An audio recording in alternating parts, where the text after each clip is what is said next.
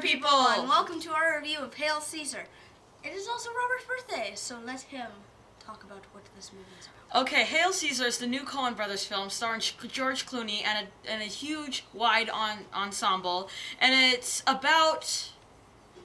What is it about? Okay, the primary focus is that it's about George Clooney's character being kidnapped and taken for ransom. And the main character in the movie, who played by Ralph Fiennes, I believe, is...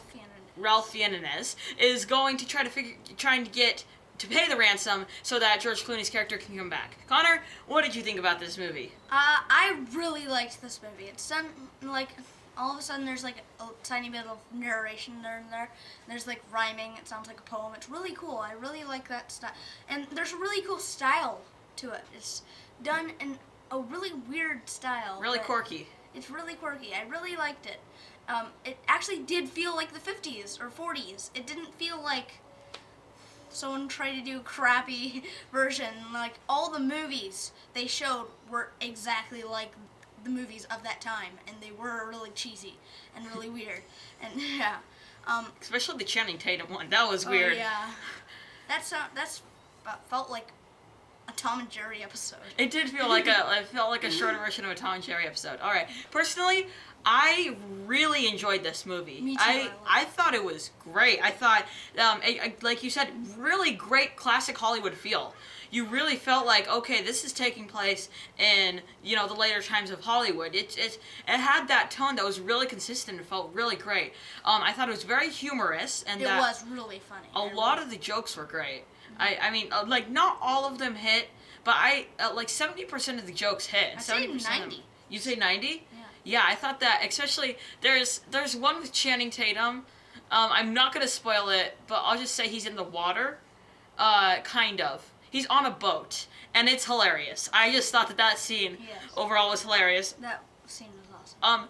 There's some cuts between scenes in films where there's like a cut across the screen, and I thought that look was really cool, and I thought that felt really natural. Now, Ralph Fiennes, or Fiennes, and did really great in this movie. I think he would be talking about Oscar if this came out later in the year. Well, that wasn't Ralph Fiennes. That wasn't Ralph Fiennes? Ralph Fiennes was the director of the crappy dude. Oh, right. Right. Oh, okay. Who's the main actor then? I have no idea what it is. All right. Well, the main actor and the cowboy guy, they were both great. Amazing actors. Yeah, they were both amazing in this movie, especially the cowboy guy. He was just, he fit that role so well, and I love the scene when he's trying to be normal. Yes. It's just, it butchers so badly. It's great. Yeah. I think it's the reason why the main character's, why he was kidnapped, it's a really smart and creative reason why. It is. Yeah, like, you'd think, like, oh, we want money. That's so generic. It's not like that. Yeah. It's like, we want money because we're, the generic version would be, we need money because we're poor, and we're going to be giving money back to the needy and the homeless. But that's not what the choice is. It's a really great reason why. Yes. What are some other things you like about this movie? Like, the swimming scene and the dancing scene were both beautifully done, and I would actually watch that movie. If it was a movie, both of those films, I would watch as a film. Because the dancing choreography in both of those, it was, the architecture in the swimming one was beautiful. It's amazing. I loved this movie. Yeah. That's basically all I have to say, but I really, really love this movie. I think it's, it was Josh Brolin was the main actor in it. He was amazing. Okay, I think that this whole movie is also really abundantly quirky. It's really quirky. It's really quirky, and I love that. Now, I bet you don't have anything to say, but I do have a few issues with the film. I think sometimes it's all over the place. It really has no plot at all, which, I mean, it's okay if you do that a little bit, but at the same time, you kind of feel like, okay, there's literally... what's happening? That's what you're wondering throughout the entire movie, and I wish there was a tad more of a focus instead of literally just a guy walking around a Hollywood set. I think really liked that aspect. I think it's a little style over substance sometimes. That sometimes it needs a little bit more substance and less style. And you said that you really liked the scenes with the dancing, and I thought that those were really well choreographed. I just felt like they were way too long. I did not feel that. I felt they were perfectly the exact amount of length. I loved this movie. See, I felt like it was just they went on for way too long, and I just felt like, okay, can we make this a tad shorter? Especially the Channing Tatum one, that I just felt like, No, okay. I did not feel that. Okay, what? And then one other issue I had with the film, Jonah Hill, and all the marketing, he's in it for 2 minutes. Yes, he is. And he's in it for like 2 seconds. Yeah. He has 2 lines. Yeah, pretty much. And I wish he was used more. But all in all, I really enjoy Hail Caesar. I think it's a great film, and a film I think has high rewatchability factor, and I will see again. Too. I definitely will buy this. You'll buy it? What's your score? My score, you're going to go crazy over this, but a 10 out of 10? 10. Wow. I Big love 10. this film. I'm definitely going to buy it again. I'm really interested in seeing Fargo and Oh Brother, Where Art Thou? And stuff like that. Because I really loved this film, and I've heard they're pretty similar. They're kind of quirky. So I really want to see that because I loved this movie. It was so great. It's Definitely, yeah. It's a great movie, and I just feel like it has a few flaws. I give Hail Caesar an 8 out of 10. Okay, 2 movies that we are comparing it to are Birdman and Hugo. Exactly. What do you think of Birdman? Birdman is insanely entertaining, brilliant. Oh my gosh, it's amazing. The cast, everyone in the movie is amazing. Michael Keaton, oh my gosh, Michael Keaton was amazing in it. So is Zach Galifianakis, and Emma Stone was also, wow, she was amazing in this movie, better than I've seen her in any other movie. I liked the scenes where it was all one take, and they're just walking down the aisles, and all of a sudden he's just like, this, do this, do this. And then like, okay, he's doing this. And all of a sudden, like, because the score is all drumming, and he just walks up, and there's a drummer just like, da-da-da-da-da. Yeah. And the score, I loved the score. Like, you'd think it gets repetitive just being drumming all the time. Just the same thing. But no, I really liked it. Again, the acting was great. The set design, amazing. The cinematography, there's nothing that's bad to say about this movie. Everything is perfect. The ending, oh my gosh, the ending is so amazing. What do you have to say? Because I know you loved it too. Okay, I have given only 3 movies in my life a 10 out of 10. The Breakfast Club, The Lord of the Rings: The Return of the King, and Birdman or The Unexpected Virtue of Ignorance. Oh my god, amazing. Emma Stone, fantastic. She could have been all over sad. She could have been sad the entire movie, but she wasn't. She had multiple layers to her character. Michael Keaton, amazing. He was fantastic. He's just an, oh my god. Michael Keaton deserved the Oscar. I'm sorry. I know that there was J.K. Simmons in Whiplash that year, and he was amazing, but oh my god, awesome.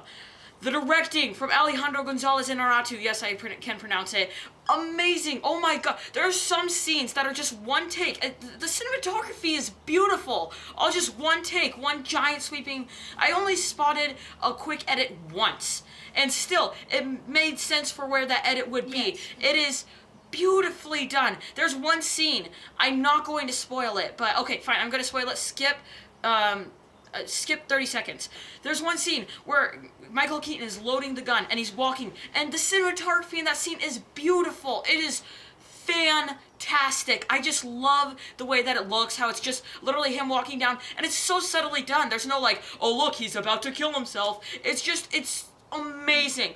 The ending, oh my god, best ending to a film ever. Come on, we have like 15 seconds left. Come on. Okay, spoil, yeah, spoil. the ending, I think that he died, but at the same time, it was so great how Emma Stone looked up and just, oh my god, I'm freaking out about this movie. I love how they included Or the Unexpected Virtue of Ignorance. I feel like they would have called the movie that if it wasn't just, if, you know, it was just called, I think that they needed a shorter title than The Unexpected Virtue of Ignorance, but I love that title so much. Everything about this movie is perfect. Again, the acting, fantastic. It gets everything right. There's so much rewatchability with this movie. It's dark, but the darkness makes sense. It is a fantastic movie. I totally agree. It is amazing. In my top, it's my number 6 favorite of all time. And I just, it won a ton of Oscars. I believe it won Best Editing, Cinematography, Picture, Director, Writing. And I love this movie so much. I'm giving Birdman, like I said earlier, a 10 out of 10. My first 10 out of 10 on this channel. I will follow you on that. I'm giving it a 10 out of 10. All right. 10 out of 10's in review. So the other movie we're comparing to is Hugo. Hugo Cabret. Okay. Or the invention of Hugo Cabret. That's the book. That's the book it's called. The Yes. book was amazing, and when I read the book, I was stunned. It's a tie for my favorite book of all time with Harry Potter and the Half-Blood Prince. But I was just thinking to myself, will this live up to its potential? It totally did. I love this movie. The directing. Scorsese normally does like rated R films. And then he does one PG film all of a sudden. And he was amazing at it. This got nominated for Best Picture. It should have won. It should have won. I forget what it lost to, but it totally should have won. This movie is amazing. Asa Butterfield is an amazing actor. Probably my favorite child actor. I can't wait to see him in The Space Between Us. And he's great in Ender's Game, this, and I really want to see the boys in striped pajamas because I love him in all movies. Chloe Grace Moretz, also amazing in this movie. Also pretty good in almost every movie she's in. And, oh my gosh, the train scene. Oh my god. It's beautiful. Like, stunning pieces of, the set design is stunning. The art is stunning. The mechanics was amazing. I love this movie. What do you think? I really enjoy Hugo Cabret. Again, like you said earlier, the directing is amazing. The directing is if it was just based on directing, that's a 10 out of 10 directing. It is masterfully directed. Each scene is just as long as it needs to be. It's consistent in tone. It's consistent in pace. It is just so great. The flow of the movie, it feels really natural. I think, yes, I definitely love this movie. Cinematography is great. There's just where they follow Hugo going through clock tower to clock tower to clock tower that I think looks amazing. There's the machine in it, the automaton, or whatever it's called, similar word to that, that is just, you sort of feel like it's its own character in and of itself, and it never moves. It never talks at all. It literally just sits there, and it's so well done. I found it really relatable because it's about young children who are cinephiles, who love film. I did have one gazing issue with the movie, though. What is it? I felt sometimes it was a tad overacted. I felt that sometimes... I never felt that. From who? Pretty much everyone. Really? I thought it was something... Other than Ben Kingsley, who played the Grandpappy, Wait, was it? Yeah, because he played the store shopper. Yeah, I thought that he never overacted, and I thought his role was amazing. Sometimes I thought it was a tad overacted. It did work well with the film, though, because that was the tone of the film. I did not feel it was that overacted. I felt it was a tad overacted, but all in all, I do really enjoy Hugo, and I give Hugo a 9 out of 10. So, my order, Birdman way up here, then Hugo, Hail Caesar. Okay, I give Hugo a 10 out of 10. Wow, 3 10 out of 10s in one video. Okay, I give Birdman, then very slightly under it, Hugo, then Hail Caesar, my lowest 10 out of 10 I've ever given. Lowest 10 out of 10. All right, yeah, I love this film, and I think, all three of these films, amazing. Amazing. You need to see all these films. Great triple feature. All right, so I'm Robert Burke. And I'm Coen Gilbert. And this is the Clever Critics. Goodbye.